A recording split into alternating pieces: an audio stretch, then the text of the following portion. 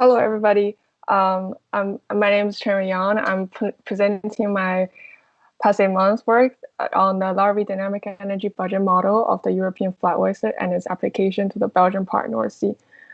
So what is this thesis trying to tackle? What is the problem? That we're trying to understand what is the larvae settlement and growth condition in the Belgian part of the North Sea. And we wanted to combine this model with other larvae model so we can know better about this larvae movement. So we first started the thesis by constructing a DEB model, a model that used literature data, and then we apply this model onto the environmental data that is location in the Belgian part of North Sea, located in the Belgian part North Sea. So how does exactly the oyster looks like? And here I visit this oyster production center that they just hold back from all the offshore farm, and I have some samples here, but just in case if you can't see it clear. This is the Crostida gigas, and this is the non-native European oyster. And this is the oyster that we're working on. It is a flat oyster, as you can see, it's almost flat as a clam. And to just show you the sample how it looks like in adults, but to bear in mind that we work with larvae model. So here's the picture of the larvae model that we show. Well, it shows that they have a pelagic phase and have benthic phase, and they begin to fix on the floor, the substrate by metamorphosis. So how does the whole life stage looks like for European flat oyster? They started from larvae, and it's different because it is an internal brooding species, and it will stay inside the mom, and then release after it reached this villager larvae. And then they will go through this process that is very energy consuming. Sometimes the feeding stops and has really high mortality, as you can see, 5% survival rate. And this is the main focus of our larvae model. So the rest is they grow and they reach adult stage. And to mark that is they change sex at least once a year, so they are able to reproduce different gametes. How do we apply this model onto this flat oyster? So we're starting from introducing the model that it is an individual-based model that simulates the energy flow at different life stages. So it starts from suspended matters as algae, etc. So it's accumulated, become a reserve, and then turn to the two boxes, which is this represents structure, and here represents maturity and reproduction. And when it's become adult, the energy is going to maturity growth, has reached the max, so they invested the energy to reproduction.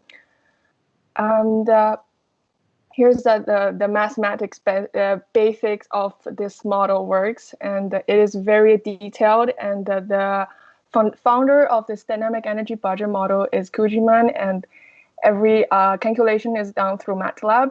And this is the theory book that it will be updated once per couple of years. So there were new tools adding into it. And this is so I wanted to point out that why our DEB model is an updated version, because first, the standard DEB model that the growth curve looks like this, as in they follow the Van Barlamfi growth. And what we focus on is the larvae. So we have this metamorphosis stage, which is very energy consuming, high mortality. So the growth here is supposed to show a slower acceleration factor. This is what we're trying to achieve. And what we have in the DEB model forcing is the temperature and the food availability, food levels. So the temperature that we just extract from the satellite image from the sea surface temperature, and the food level that we use a model that is done by Delirium. It is a phytoplankton model that conclude chlorophyll A. So this is a model that compromises the days that has cloudy days, so we cannot read the surface chlorophyll data. And how does our model looks like? So I show you the one example that what we do with the literature data. So this is a graph from Robert, and we can see here the graph back to numbers, and we put in the model, and the model runs. We give us some parameters. And these yellow dots is the marked important milestone in the metamorphosis stage. So it is ingestion rate versus time, and we started from release, not burst.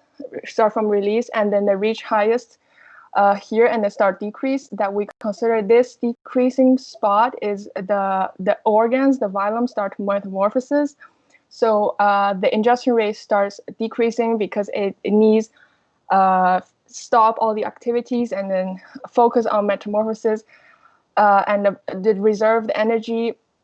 So when the length reaches 300 micrometers, we consider this as ready for settlement. And they settle until this maturity level reach EHS, we consider it is finished. So then onwards, that it became a spat because it's already fixed on the substrate. So how is our actually the model looks like comparing to the original data?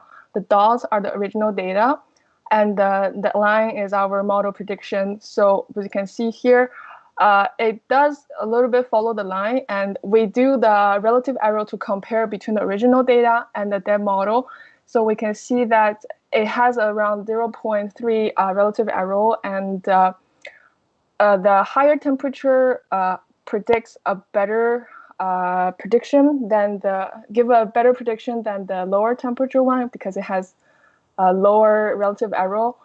And there's also some imperfections in the model is that this peak value that we did not simulate, we did not manage to simulate as that high. And the number of ingested cells that in different food level is also presented here with all the relative errors. So next one is we simulate the length growth over this period of time. And it gives the same that the higher temperature has a better prediction than the lower temperature. And you can see here that this length prediction at different food levels is give a very accurate prediction according to the relative error is around 1/10 of these ones as before. So how to confirm that we have a good model? So we compared our mean relative error, which is the average relative error of every curve that I showed you.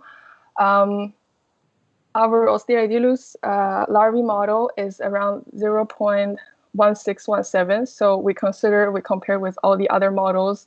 We think this is a good model. It has a relatively small number. So what are we going to do to apply this model to the Belgian part of North Sea? And here is the location map that constructed. Well, we extract these environmental data according to the coordinates of these 4 locations. As you can see here, that the noble wind and edulis, it might have more influence from estuary, and the Ferry Bank and West Deep has more of an Atlantic influence. This might help us to explain the difference in the result. And first, this is our result crossing from 2000 to 2010, 11 years data at 4 locations. This is the reserve density versus time. So reserve density that through the depth model calculation, it reflects ingestion rate. And you can see here that edulis has a relatively stable and higher reserve density. It has less yearly difference compared to the other ones. And we also did the length simulation. And this curve looks like we got what we expected, that here is around the metamorphosis stage that has a different and that means slower growth rate.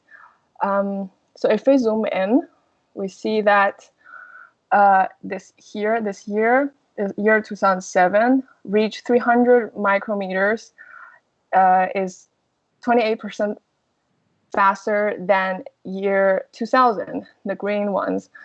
And if we do average score of comparison, and we would know that here is our comparison of a temporal difference, and we mark these things, but you can see there's a lot of years that is kind of overlapping each other, so we don't really have a significant year that is a year that is significantly different than the rest of all the years, but we do have some years that is significantly different between each other. For example, this 2003 is significantly different than the last one, which is 2010.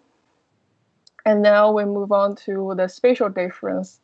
And if you can see that our spatial difference could be because of the map that we can see, it could be a higher food level or more closer to the estuary. The result is that it is proven by ANOVA test and the post-hoc Turkey that edulis is significantly different and better than the rest of the three. So here's the result that we think that the oysters at edulis has a faster metabolism and shorter time to metamorphosis and a better growth in general. So what could be improved in the what could be improved to make this model even more better? So is that we only took chlorophyll A as our only food proxy. It is not the case in the open water. It has a mixture of the algae. And so we think if that we add more of a food proxy, that could be helpful for a more accurate prediction. And then is that our literature data, when we're constructing the model, we only use the literature data is based in the oyster that is in France. So because there was not really available studies that has done in the Belgian part of the North Sea, and this is we hope that if there's more future studies on the Belgian part of the North Sea, we will include that data in our model, and we have a better parameter as well. And then the last one is that then the models that we have a relative error, a bigger relative error at a lower temperature, which is 15 degrees, and the Belgian part of the North Sea average temperature is around 17 to 18. So it is possible that this model could be given a higher relative error because this Belgian part of North Sea is very close to the 15 degrees. We're thinking that if there's more data set that is around 14 to 18 degrees, we can add it to the model so we can have a better parameter that fits all of these temperature range. So what is our take-home message? First is that our Deb larvae model in the CSIS is relatively good, proven by the IMBRSea is lower or relatively lower than the rest. The second one is that the flat oyster larvae pelagic phase is in the Belgian part of North Sea is around 13.7 days since release. With this result, we can combine with other drifting model because when they're still pelagic, they don't settle at one place. So we can figure out more. We have more information about this larvae. And the third one is that there is a significant spatial difference, and edulis is significantly better than the other locations. And the last one is our yearly difference is not significant from 1 year to the rest, but there's some of the year between each other is significant. And thank you for your attention. This is my